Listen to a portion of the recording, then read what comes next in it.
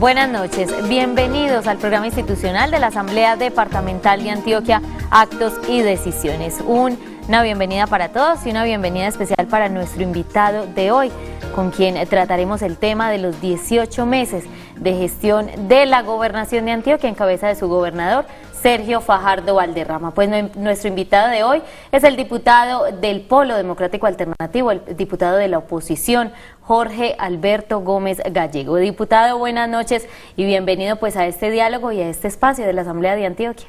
Buenas noches, Luisa. Muchas gracias por la presentación y un saludo muy cordial, desde luego, a toda la audiencia que a esta hora está frente al televisor viendo el programa de la Asamblea Departamental de Antioquia. Como tú lo dices, hoy vamos a tratar de hacer un examen, un análisis de los 18 años de gobierno, 18 meses, perdón, de la administración del doctor Sergio Fajardo, desde el punto de vista de la oposición, desde el punto de vista del Polo Democrático Alternativo. Actividad que considero yo necesaria, la de la oposición, y saludable para el ejercicio democrático, porque la inexistencia de la oposición implica un unanimismo en la sociedad que impide ver los defectos de la administración pública, que hace ver el vaso poco lleno como si estuviera lleno del todo y el vaso bastante vacío como si estuviera lleno. Ese es el efecto perverso del unanimismo, que no deja ver las grandes falencias que tienen las administraciones.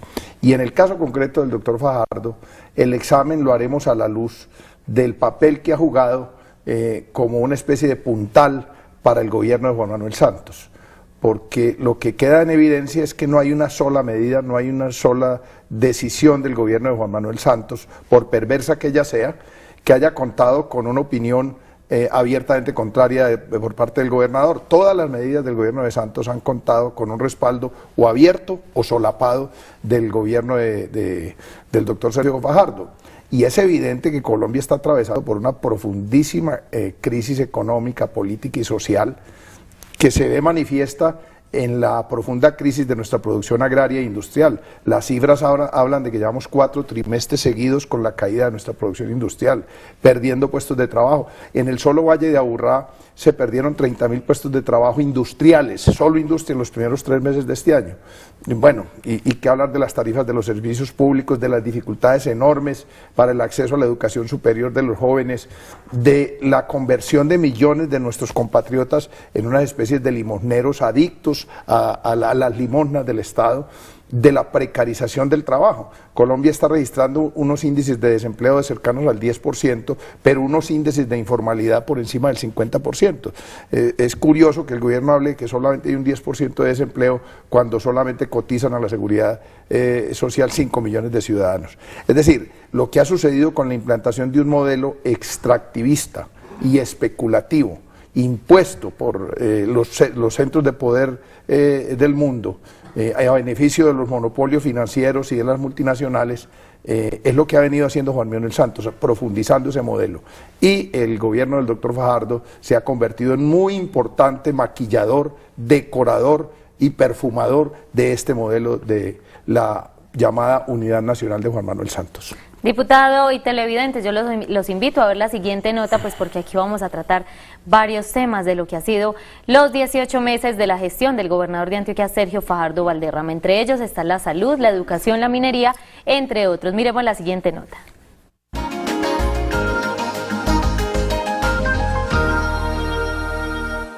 Hacemos parte de la comisión tripartita de Comisión de Concertación Laboral del municipio y del departamento de Antioquia, y logramos con el municipio de Medellín un proyecto de acuerdo para hablar del trabajo digno y decente en la ciudad. Y con la asamblea estábamos haciendo lo propio, y los diputados Jorge Gómez y Manuel Márquez presentaron un proyecto de ordenanza a la asamblea para un acuerdo digno en el departamento, y se hundió. El gobernador no quiso insistir en el tema y se comprometió con nosotros a que iba a mirar el tema de una manera distinta, y no lo hizo. Hoy, ¿qué está haciendo la gobernación de Antioquia? Contratando con personas tercerizadas, con cooperativas, con sociedades anónimas simplificadas, con una serie de entidades, trabajadores en distintas entidades, lo cual dignifica las condiciones sociales de los trabajadores en el departamento.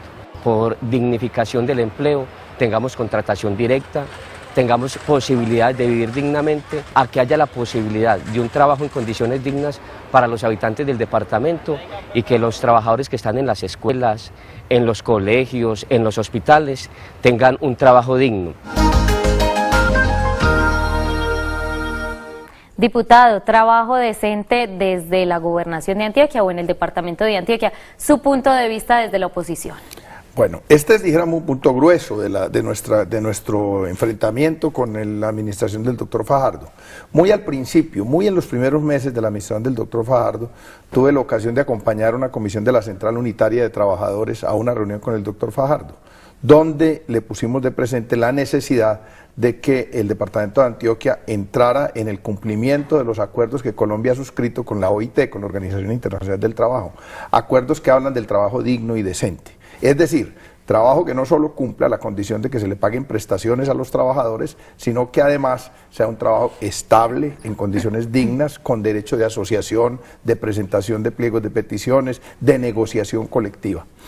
Y hablamos en ese momento, recuerdo yo, del tema concreto de la contratación del personal de apoyo para las instituciones educativas. Estaban a punto de adjudicar la licitación para contratar a los aseadoras, a los celadores, al personal de servicios generales para las instituciones educativas del departamento de Antioquia. Y estaban a punto de adjudicarle ese contrato a una empresa que se llama Brilladora Esmeralda, una empresa de Cali que estaba quebrada, que está intervenida por la Superintendencia de Sociedades, que tiene más deudas que activos. Y se le advirtió al gobernador no solo que el modelo de tercerización era inaceptable porque violaba los convenios con la OIT, sino porque se iba a hacer con una empresa de dudosa ortografía. Y efectivamente al final del contrato, hoy todavía después de despedir los trabajadores, porque se acabó el contrato, no les han pagado las prestaciones sociales, le deben plata a un poco de trabajadores, pero el modelo de tercerización es el que cuestionamos. Y en ese momento el gobernador nos dijo que él no podía contratar personal de manera directa porque violaba la ley 617. Y entonces le pusimos de presente al gobernador que había una disyuntiva. O se viola la ley 617 que habla de unos topes de gastos de funcionamiento para los entes territoriales, o se violan los convenios internacionales con la OIT al acudir al expediente del trabajo tercerizado e indecente. Pues bien, la Gobernación de Antioquia hoy, en un balance reciente que hicimos, tiene cerca del 65% de trabajadores, técnicos y profesionales que desarrollan actividades al servicio de la Gobernación de Antioquia, contratados a través de cooperativas de trabajo asociado. En el propio Teleantioquia funciona así, en los colegios y en las instituciones hospitalarias, etcétera, etcétera, en obras públicas, ni decir, a través de contratistas, sociedades anónimas simplificadas, fundaciones, en el caso de educación, etcétera, etcétera. Esos son trabajadores que no tienen estabilidad laboral, que tienen contrato a 6 meses, a 1 año, que cuando se les está venciendo el contrato están temblando porque entonces tienen que buscar trabajo porque no saben si los van a renovar o no, que no, son personas sin derecho a asociarse, presentar un pliego de peticiones a una negociación colectiva. Esto es grave para un departamento que se precia de ser respetuoso de los derechos de los trabajadores, pero hemos encontrado una cosa que es más grave todavía. En un debate reciente en la Asamblea sobre el tema de salud encontramos que en el caso del Hospital de Puerto Berrío, por ejemplo, que aunque es de un municipio, tiene que ver con la misma política, los costos de las personas contratadas de manera tercerizada eran un 40% más caros que los costos de las personas contratadas directamente y con convención colectiva. Es decir, fuera de que se contrata a las personas en condiciones indignas, esto le sale más costoso a la administración porque hay unos intermediarios parasitarios que se quedan con buena parte de los ingresos de los trabajadores. Y esto pues es un modelo muy cuestionado, pero tal vez el caso más aberrante en esto es el de la fábrica de licores de Antioquia.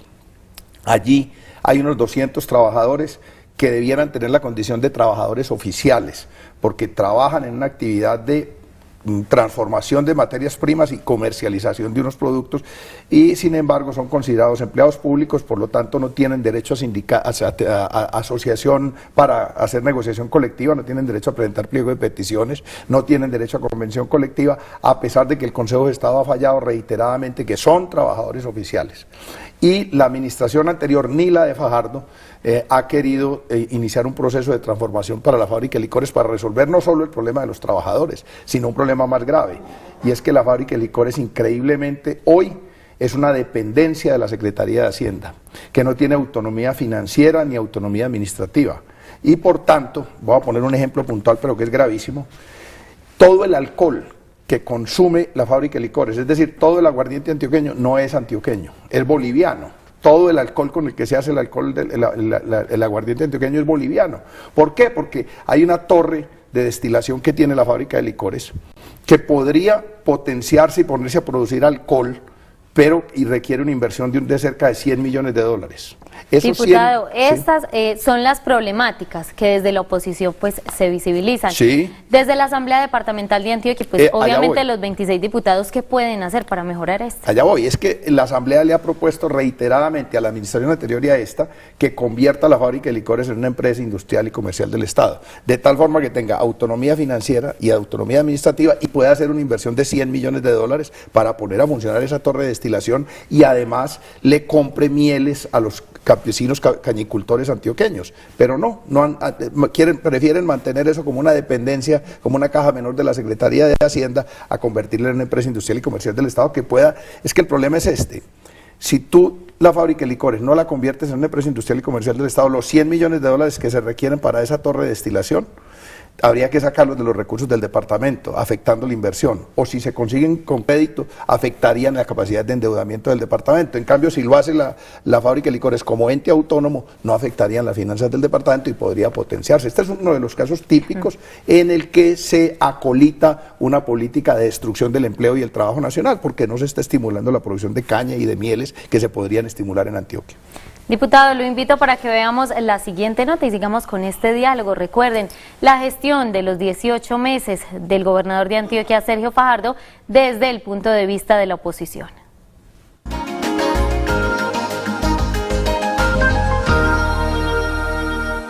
Antioquia como departamento ha sido cuna de grandes pensadores como Héctor Abad Gómez, Leonardo Betancur, entre otros, que entregaron su vida, entregaron su trabajo para el servicio de las comunidades, para llevar la salud allí, a donde está la gente, para entender la salud como un elemento muy importante del bienestar de la población antioqueña. Lastimosamente, de la herencia que ellos nos dejaron, mucho se ha perdido. En lo que Antioquia pudo ser un ejemplo al momento de instituir una EPS de características públicas, que le mostrara al país el camino hacia un nuevo modelo de salud que trascienda muchas de las problemáticas actuales que tenemos, se quedó viviendo bajo la misma lógica, formulando una EPS mixta, donde el agente privado tiene una participación bastante importante y donde sin duda se va a dar lo que se ha venido dando en nuestro sistema con relación a estas instituciones. La implementación de las políticas de atención primaria en salud, un eje fundamental de cualquier sistema en el mundo, y que realmente a nivel de nación está bastante retrasado, pues en el departamento, a pesar de que existe la intención, mientras no exista además una crítica seria y fuerte, una acción contundente en torno a una transformación radical de nuestro modelo de sistema de salud, su implementación será bastante difícil y veo bastante complejo que en lo territorial, en las zonas, en los municipios puedan aplicarse las políticas, mientras a nivel nacional nuestra normatividad siga siendo una barrera, siga siendo un obstáculo para esta implementación. La liquidación de los hospitales públicos del departamento ha sido de una u otra forma acompañada por parte de la administración departamental sin que se estén tomando las acciones necesarias para proteger un patrimonio que es de todos los antioqueños, entendiendo que en lo público está la posibilidad real de garantizar el acceso al derecho a la salud. Diputado, complicado el tema de la salud en Antioquia, pero el problema viene desde el gobierno nacional y lo otro es ya con la creación de Sabia Salud aquí en Antioquia, pues de pronto hay soluciones.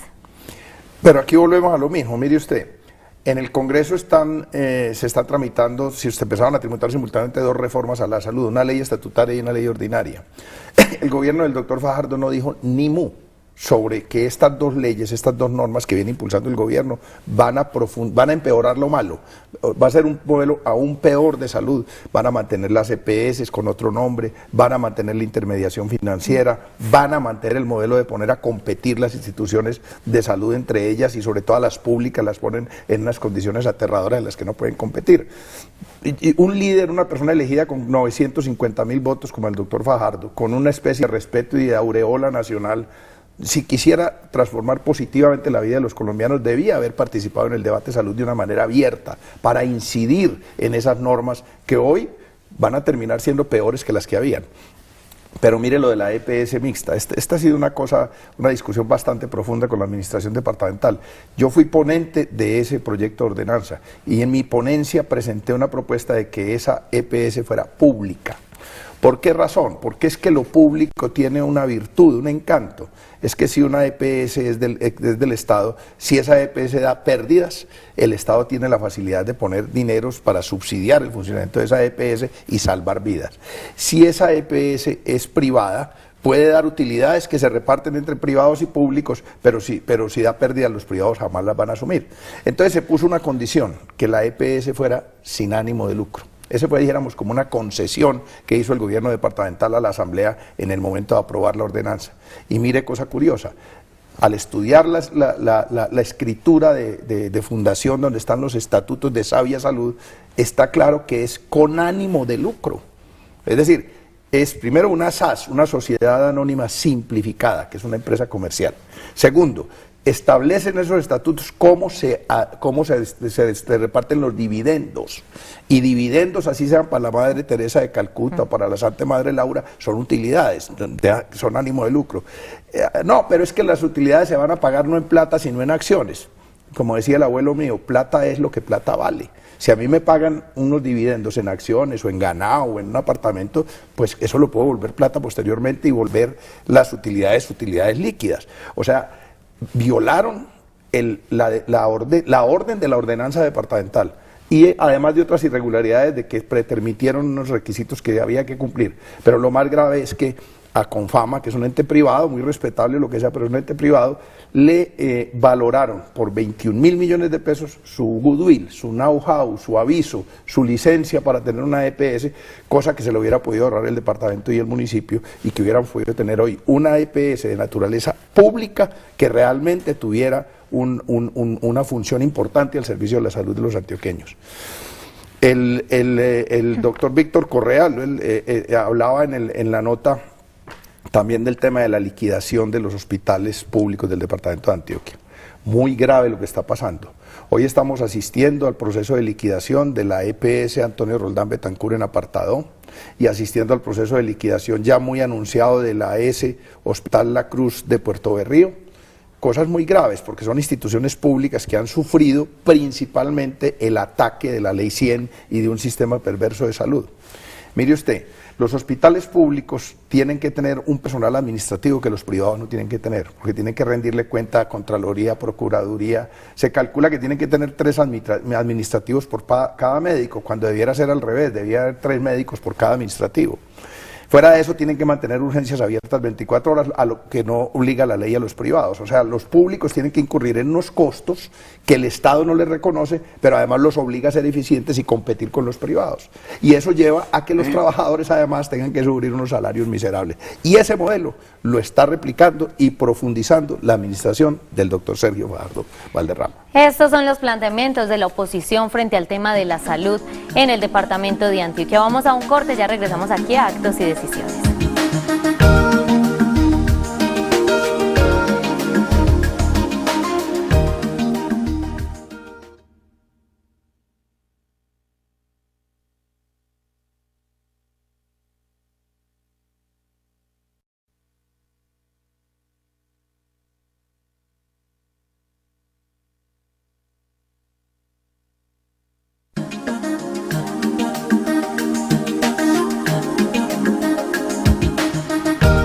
Estamos en Actos y Decisiones, el programa institucional de la Asamblea Departamental de Antioquia. Reiteramos el tema para hoy, el balance de gestión que hace la oposición con el diputado Jorge Gómez Gallego de los 18 meses de gestión que ha realizado el gobernador de Antioquia, Sergio Fajardo Valderrama. Hemos hablado de temas importantes, diputado, el tema de la salud, el tema del trabajo decente.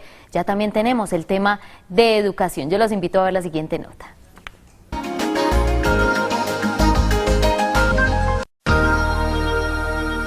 El tema de la calidad de la educación no solamente venía deteriorado desde antes, sino que se ha venido agravando mucho más, con colegios destartalados mientras se invierte en otras cosas que son importantes, pero que pueden ser suntuarias en estos momentos cuando tenemos las condiciones locativas de los establecimientos educativos en mal estado.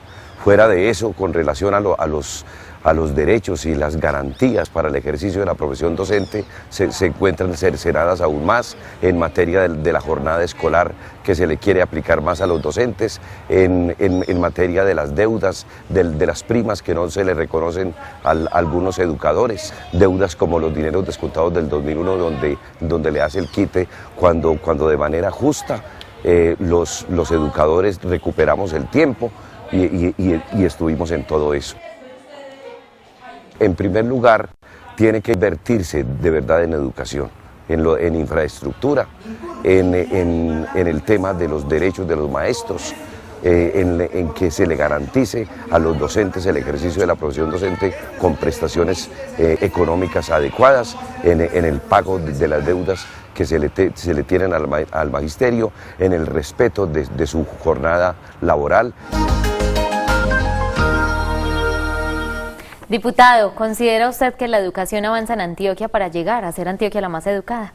Bueno, ahí sí hay una verdadera contradicción con el lema. Hay que quedar claro que lo de la más educada no pasa de ser eso, un lema, una marca que está posicionando el doctor Fajardo, empezó a posicionarla como alcalde de Medellín, la sigue posicionando como gobernador de Antioquia para seguramente hacer una campaña presidencial con el lema de Colombia la más educada.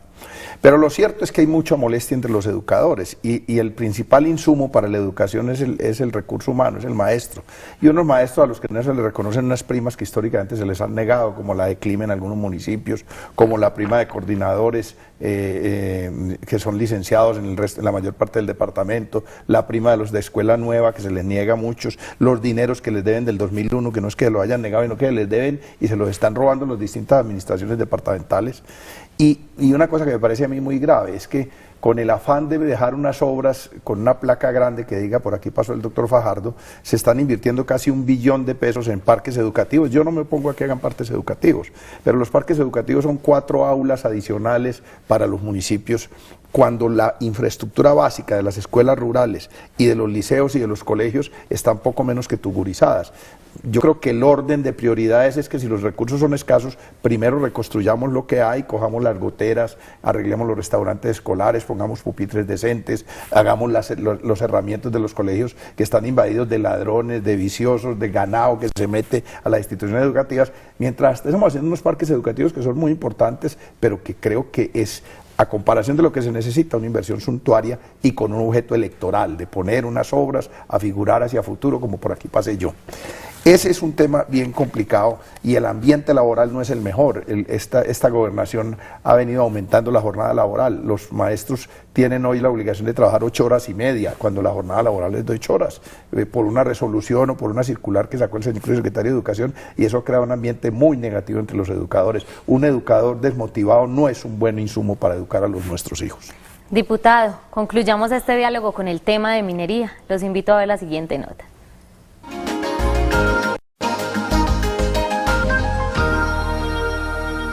Tenemos un grave problema frente a la legalización y la formalización. No hemos todavía encontrado un pronunciamiento favorable en términos del apoyo a la pequeña y mediana minería en Colombia y sobre todo en el departamento de Antioquia. La solución está lógicamente en crear una política incluyente dentro del Código de Minas. Recuerden que el código actual es un código elaborado por el gobierno con el auspicio del gobierno canadiense y de las multinacionales del norte de América. Es incluir dentro de los códigos y las leyes a la pequeña minería. Y lo otro es la voluntad política de la gobernación de Antioquia de desarrollar realmente los programas de formalización y por lo menos el acercamiento que debe realizar y los pronunciamientos que debe realizar el gobierno departamental, en este caso el señor Fajardo, frente a la defensa de la pequeña minería en Antioquia, que si se quiere es la que aporta una tercera parte de la riqueza en materia minera para todo el país. Diputados, se nos quedan muchos temas por analizar desde la oposición, pero entonces hablemos de la minería en Antioquia. Pidamos media hora más. Está bien. No, este tema de la minería sí que es bien complicado, porque hay que reconocer que las secretarias y los funcionarios de esa secretaría tienen buenas intenciones y tienen claro cuál es el problema de la minería. Nos lo han dicho en privado, el problema de la minería es que la política minera nacional es en favor de las multinacionales y en contra del pequeño y mediano minero. Eso está claro, que el gobierno de Santos ha impulsado una política pro gran minería multinacional nacional y contra el pequeño y mediano minero nacional, quien es tratado como criminal en Colombia.